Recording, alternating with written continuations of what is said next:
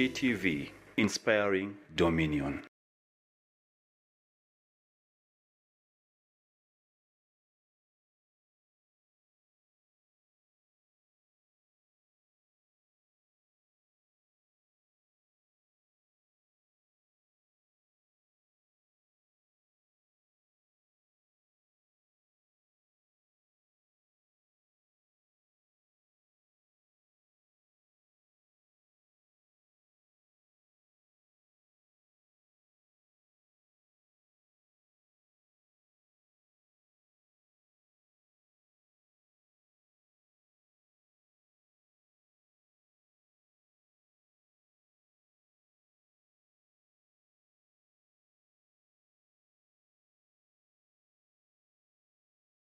How many days and nights Jesus fasted?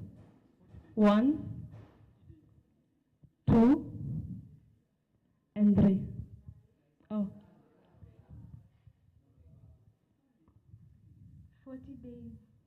It was 40 days and 40 nights. Why did Adam and Eve get expelled from the Garden of Eden? 1.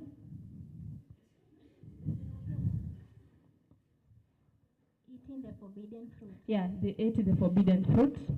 Your last question. For how many days was Jesus in the tomb? For how many days was Jesus in the tomb?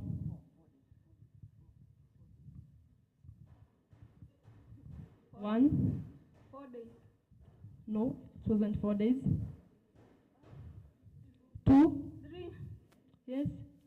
Yeah, it was 3 days. Then you go to cosmetology. Here goes your question. What happened on the Palm Sunday? What happened on the Palm Sunday? 1.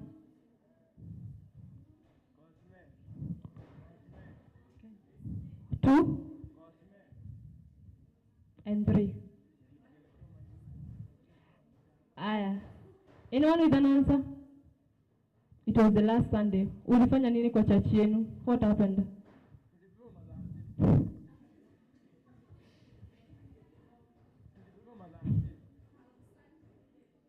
So the answer is, on the Palm Sunday, Jesus entered Jerusalem on a donkey just before his death. Who baptized Jesus? 1, 2, yes, Mr. James?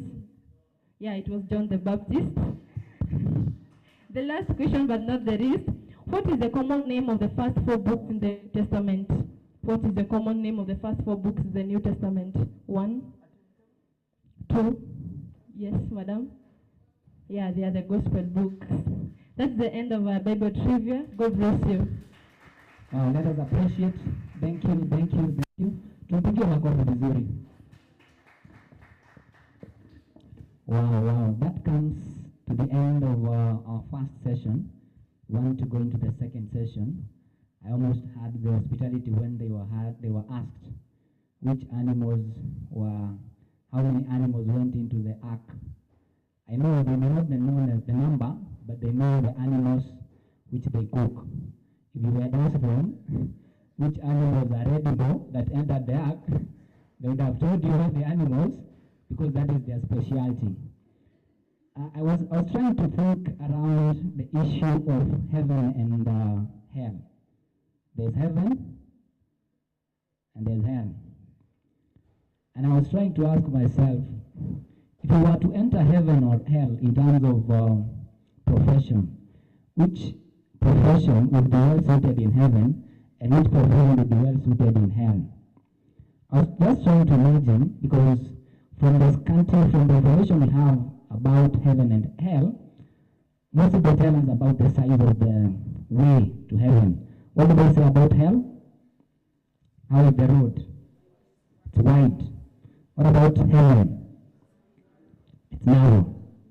Then I was trying to imagine, probably the engineers will be well fit in hell, because there are a lot of construction works on the roads. They'll be doing a lot of construction, maintenance, putting the road signs and all that. Probably that was my thinking. What about where would hospitality fit? Because there's population in hell. And fire. Oh, there's fire. There's fire in hell. They need to cook. Okay? And there's also population, so there's a lot of work you're cooking for many people, or you target very few people. Okay? Where do you think the media will fit?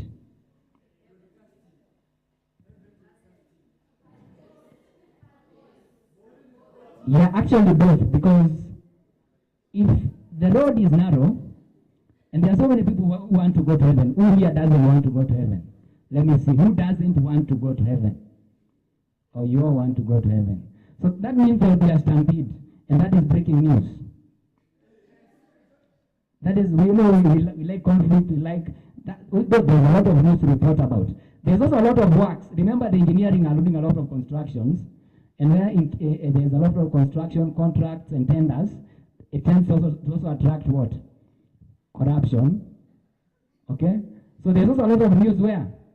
On the other side. So what about the fashion?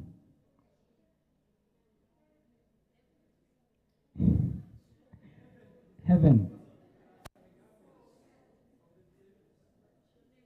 Wachone nguo za angels, I don't know, because in hell they don't need, it's hot, they don't need a lot of then there's the last department, which I think the teacher is discussing at the back, where they would fit Cyrus Njogu, the electrical, where do you think they would fit?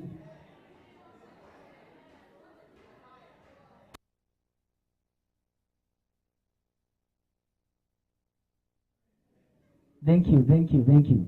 It's not about profession, about hell or heaven, but interestingly, when Jesus was talking about heaven and hell, and giving a symbolic, the narrow and broad way, he was not talking about physical road. He was talking about what you have to do in order to get to heaven, or what you have to do in order to get to hell. First of all, to make it to heaven is not something that you must do, but it is a state of being, state of living. It's your life, okay? So if you want to go to heaven, there are so many things you have to sacrifice. A lot of luxuries. Because the road is narrow. You don't have to have a lot of weight. Is it true? Because if you have a lot of weight, then you might find a lot of issues making it on that narrow way. You have to sacrifice a lot. If something is very narrow, you have to be very focused, okay? You can't be a drunkard and you're walking on a very narrow way. Can you? Can you be a drunkard and you're walking very, and then you're a drunkard? When people get drunk, they get saved. They know the worship. They know praises. They start preaching. Okay, but the way is very narrow. You have to be very focused to make it to heaven. I don't want to talk about hell because it is the opposite. Okay, to make it to heaven, you have to be obedient. The way is narrow. So if you have to get there, we have to be organized. If we are many, we have to get in a way that we can all be able to get to heaven. Heaven is orderly. It is not disorderly. People don't fight when they get to heaven. But in hell, because the road is very big, a drunkard can enter. If you need to fight on the way as you hell, no problem. The way there's a lot of space, you can fight. If you want to abuse each other, no problem. The way is very broad, you can abuse each other. If you anything you want to do along the way, you can do. But for heaven, you have to be focused. You have to sacrifice. You have to invest to get to heaven. Today, how many people want to make it to heaven? Let me see by your hands. Tusimame tafadhali. As we welcome the speaker today, the chaplain. Thank you. So that we welcome the speaker kindly. Those who want to make it to heaven, kindly let us welcome our speaker today.